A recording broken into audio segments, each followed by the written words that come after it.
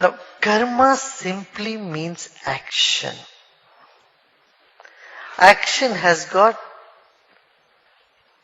three forms. One is the latent action, that which is going to become an action, and action itself, and then impression of the action. It is the desire to act itself is a karma. Means the seed of action. Seed of action is the latent karma. Action is when the seed has sprouted, become a tree. And the tree again becoming another seed is the impression of action. Because impression of action gives rise to more action. So, karma simply means the strongest impression in the mind and the action that it has propelled and the impression it is going to produce on the mind in the future. So the whole universe is full of karma. Means every cell of the body and every particle of this universe is filled with action. Means there is dynamism virtually everywhere. There is dynamism virtually everywhere. Every particle in this creation is full of dynamism. And so this universe is filled with karma. So when we normally speak in the language, I want to get rid of karma, we simply mean we want to get rid of the impression. Certain impressions we would like to have, certain we don't want to have. That is what is good karma and bad karma. The negative impressions are those which cause us pain and suffering. The positive impressions are those which gives you happiness and joy in life. So good karma means you have lots of good impressions in your consciousness. Because that only gives rise to that type of fruit in your life. I have lot of bad karma means lot of negative impressions in the mind, the consciousness. And how do you get rid of the negative impressions? By relaxing, by meditating, by doing pranayama, breathing techniques. All this would help to erase the negative impressions. But will it also erase the positive impressions? No. The positive impressions remain because it is in your very nature. See, when you are absolutely relaxed, you will have your positive qualities. But what you will not have when you are absolutely relaxed, when you are in yourself? The negative emotions you will not have. Negative impressions does not remain there. Right? But the attachment to a positive impression is also have to be gotten rid of. Because that also limits you. Nirvana is not just getting rid of negative emotions. It is also freeing yourself from the positive impressions as well. See, when we attach ourselves to the positive emotions, the positive impressions,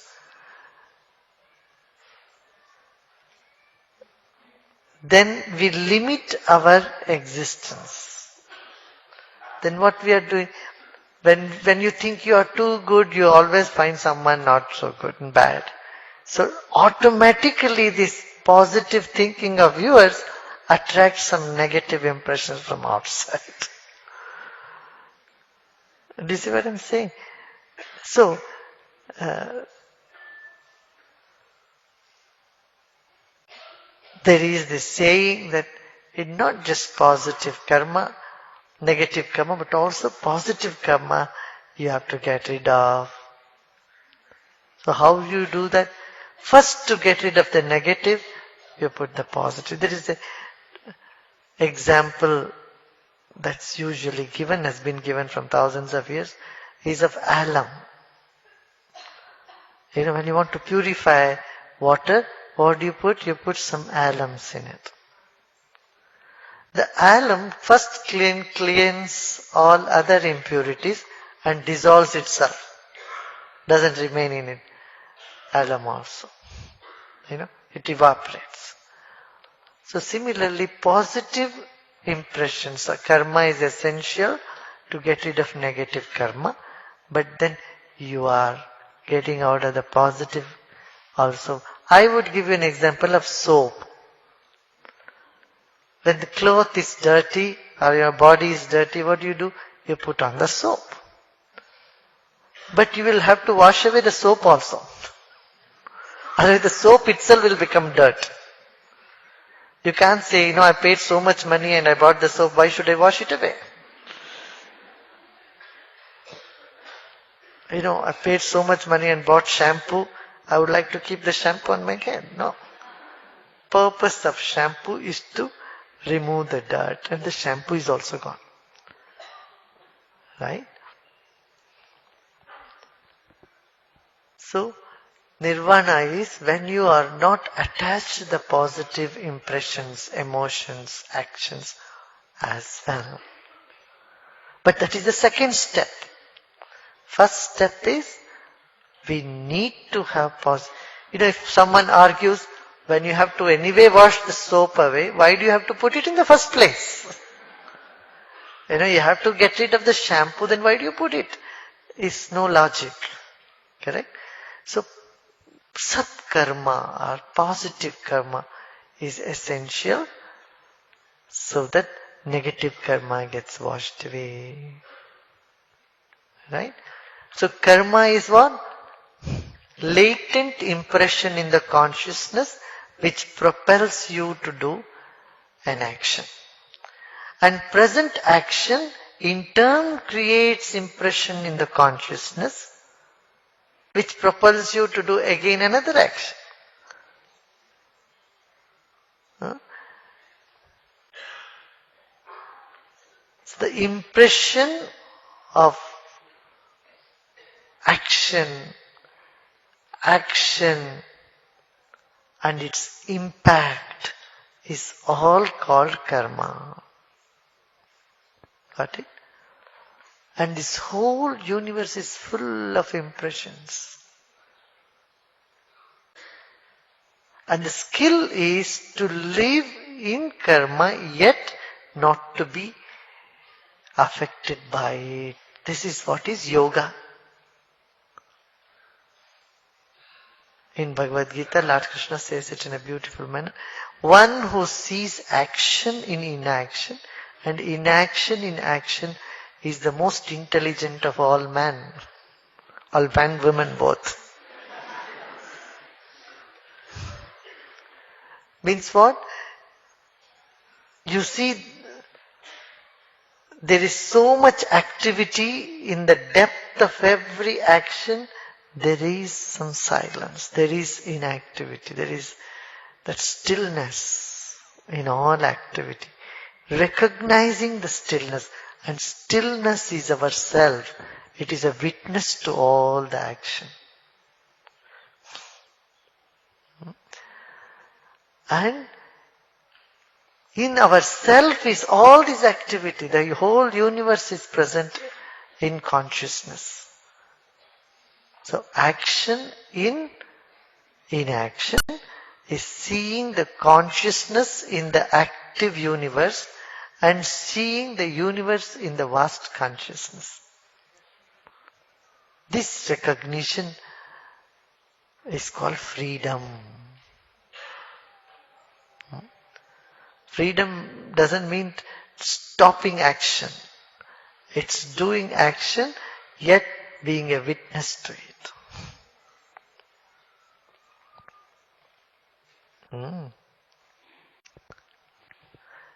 Another example for this would be a baby taken to a pediatrician, and the pediatrician gives a prick the vaccination to the baby and the baby starts crying. Even before giving the vaccination or the injection, the moment the pediatrician takes the syringe, the baby started having the pain and started crying.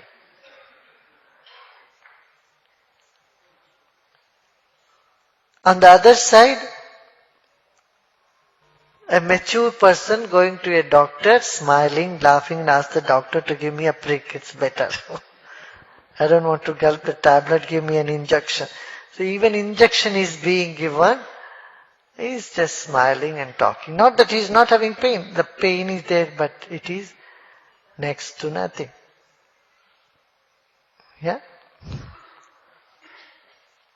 That same way, we have to keep acting, yet not get attached to the action. See, in our day-to-day life, there are many actions which doesn't give us impressions.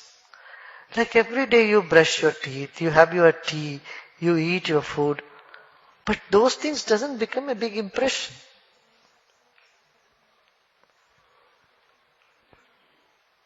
Huh?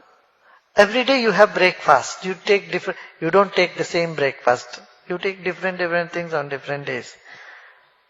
But if you are used to caffeine,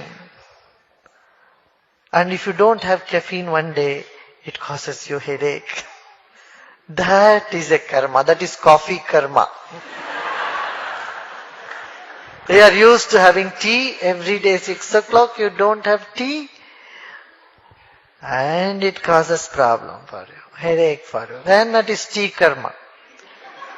Now either you continue having that tea karma, or a few days you say, no, I'm going to detoxify my system. I'm not going to get into the habit.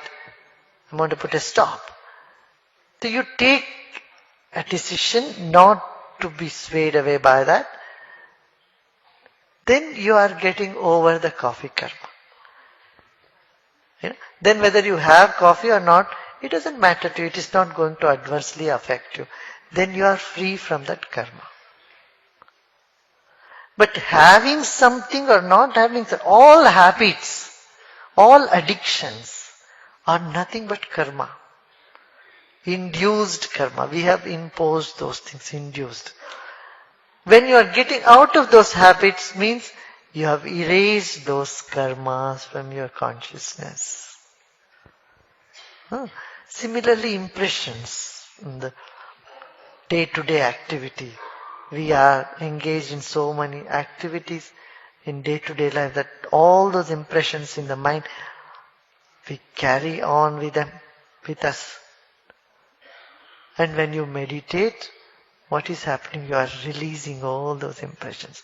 You are getting rid of all those impressions. Mind becomes hollow and empty.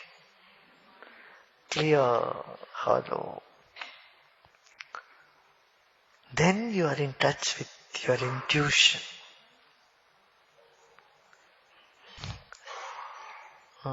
You are in touch with a clear intuition, more and more with your intuition. So there are 3 types of karma. Prarabdha karma means some certain karma which we have to experience, which has already started yielding fruits in them. Sanchita karma, those impressions which we have stored but which has, which has come from the past. And then agami karma, those which would in the future give its impact, effect. So the sanchita, accumulated karma of the past can be gotten rid of. Agami karma, the karma which has not yet given the fruit, which might happen in the future, we can get rid of. But prarabdha, which is already here, existing, which has started yielding fruit, there is no escape. You have to experience them. Everybody has to experience the prarabdha. But which is what is very difficult to say. So in Bhagavad Gita, Lord Krishna says, Gahana karmano gati. Means it's unfathomable are the ways of karma. You can never pinpoint any one karma. This is what this is. Gahana karmano gati. Which would sprout when you don't know. See, in a field, you have thrown the seeds of groundnuts, sunflower, mango. They all will sprout at different times. Though you might have thrown all that at once, the mango will take several years to sprout, several years to yield fruit. Groundnuts will give you in a couple of months. Sunflower, few more months, few more weeks. So different seeds sprouts at different time. Similarly, different karma will start acting or functioning at different time in life. That's why it's a gahana karmano gati. You never know. It's unfathomable.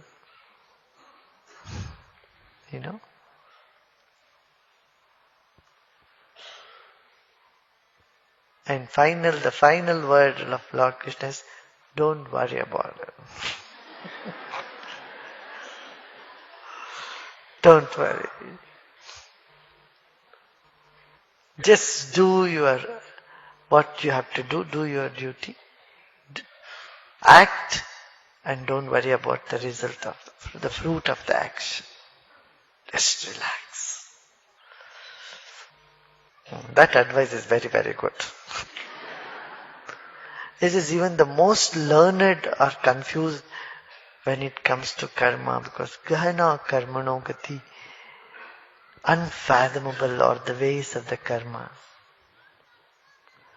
And there are various levels of karma. Individual karma, there is a family karma, there's a very family DNA. DNAs are all nothing but karma. Impressions, particular DNA, our genes are part of karma.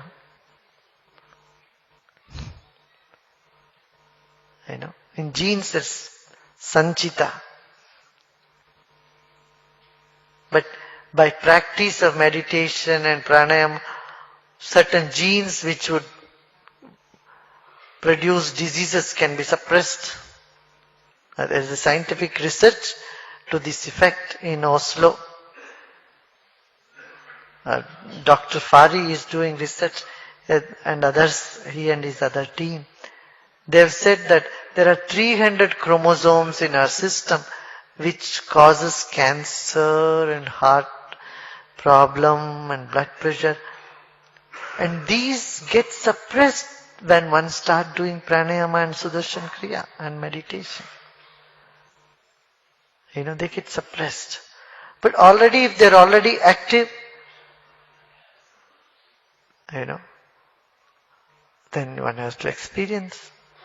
And there could be sometimes pranayama, all this can reverse all those effect also, because it suppresses the genes.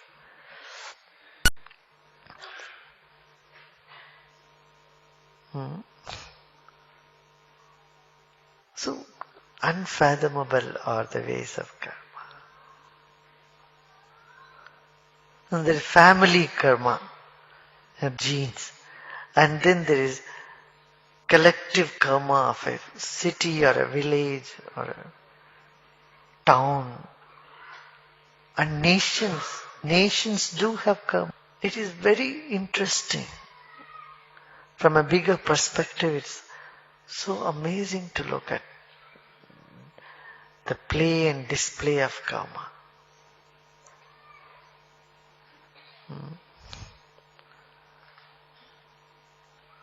And karma is the best way to understand the phenomena which you can never understand otherwise. You wonder why there was a tsunami and selected people from all over. They were all caught up right on that day only there and got affected. And why, in spite of a big plane crash, one man walks out without getting hurt? There were so many in the plane, everybody expired, but one gentleman walks out of the plane. How do you explain this? That is karma. That man is supposed to be in a plane in accident. But he also had a long life. He had many other actions to do. Other mission he has to accomplish in his life. These impressions pull him out of the wreckage of a plane as well. So, unfathomable are the ways of karma. Gahana karmano gati.